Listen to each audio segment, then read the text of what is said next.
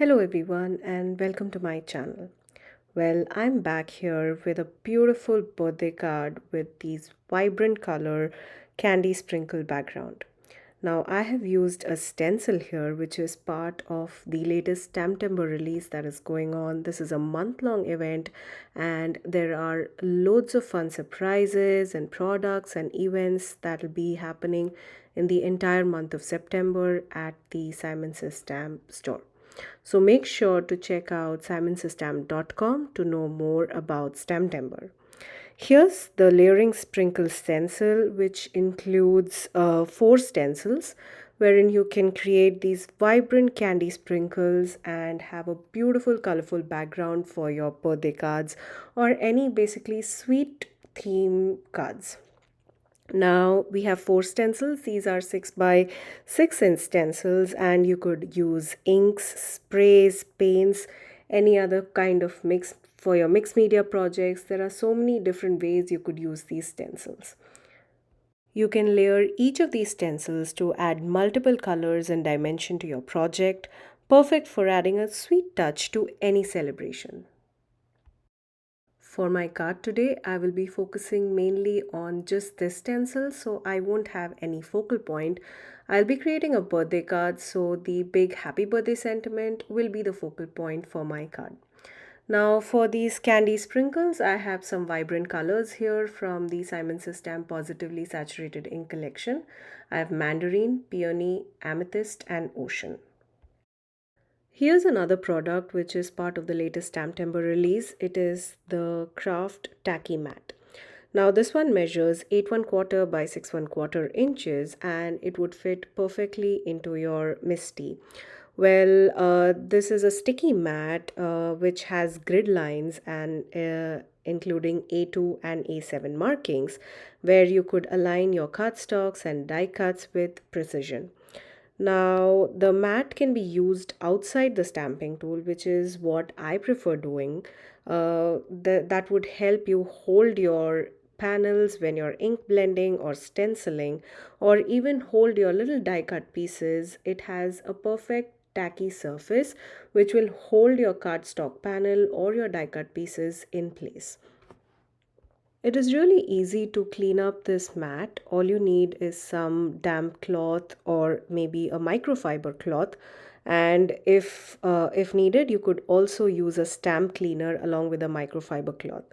I just missed some water, or if there's a lot of ink on this, I would just run it under tap water. Well, ink staining is normal and it will not affect the functionality of this mat. It's just that some inks get stain the mat, and mostly it'll be your reds and pinks, but it would not affect any of your future projects. Now let's start blending some beautiful inks on these stencils. I started with a stencil which has these little confetti like pattern, and I'm using the ocean ink first. Now I like to use the Positively Everything tool. This is the paw shape tool which is very handy to hold your ink pad, and every time you ink blend your ink pad won't slide away. Now here's a reveal, and look how easy it was to remove the stencil without moving the cardstock panel. Now this is the point where you can add your second stencil, or just make sure that the first ink blending is done properly before adding your second stencil. Now for the second color, I have the pink peony. Now, as I was ink blending this pink color, I thought, once I was done blending the entire panel, I thought it was a lot lighter than what I had anticipated. So I went ahead and took a darker shade of pink. This is taffy. And I ink blended on all those little sprinkles all over again. And look how bright that turned out. For my next color, I have this beautiful purple shade of amethyst, and here I am using my mini ink blending brush because I thought that gave a lot more coverage, and also it was easy on my hand. Now for my fourth and last color, I have this really bright orange that is mandarin. Again, using a small ink blending brush, I blended the ink on each of these little tiny sprinkles, And here's the reveal. Absolutely love how this panel turned out. Now, it is really easy to pick up this panel from this sticky mat and just take a look at how beautiful this panel looks. If you have any difficulties removing the panel from your sticky mat, all you need to do is bend the sticky mat and your panel will easily pop out. Next, I'm using the Spellbinder's A2 size nesting dies to cut out this panel, which will be slightly smaller than an A2 size card base. Now, like I said, I will not be using any focal point because I want to focus more on the background. So instead of adding any cupcakes or candles for a regular birthday card, I decided to go with this large fancy happy birthday die from Simon Says Stamp.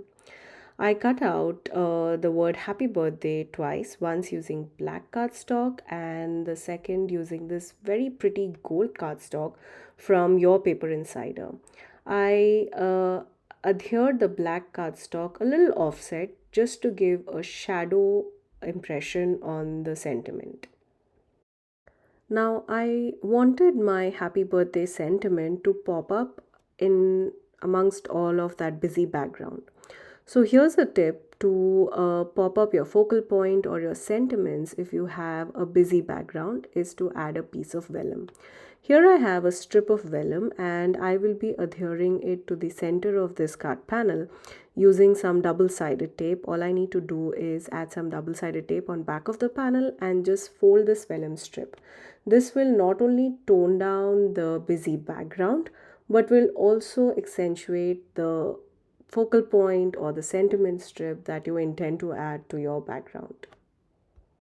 Now I used my Barely Arts glue on the back of the sentiment and I will adhere it directly onto the strip of vellum.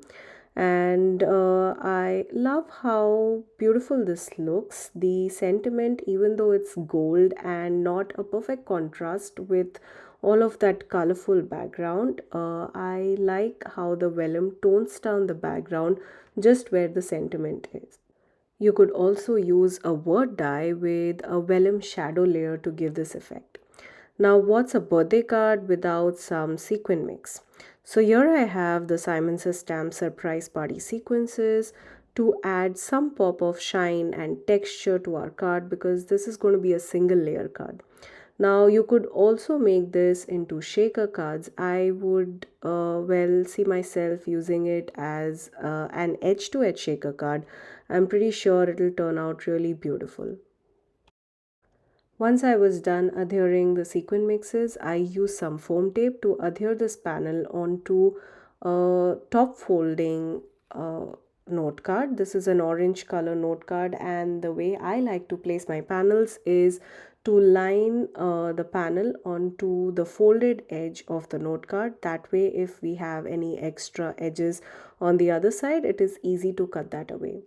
Here's a look at the finished card. I love how this turned out. I love the layering sprinkle stencil and I see myself using it throughout the year to make beautiful birthday cards, and yes, I will be using it to make some shaker cards. I will add some beautiful focal points on it and maybe try using it with some pastes and sprays even. I hope you had fun watching the video and got inspired.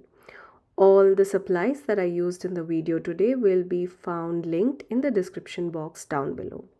Thank you for joining me today. Until next time, stay safe.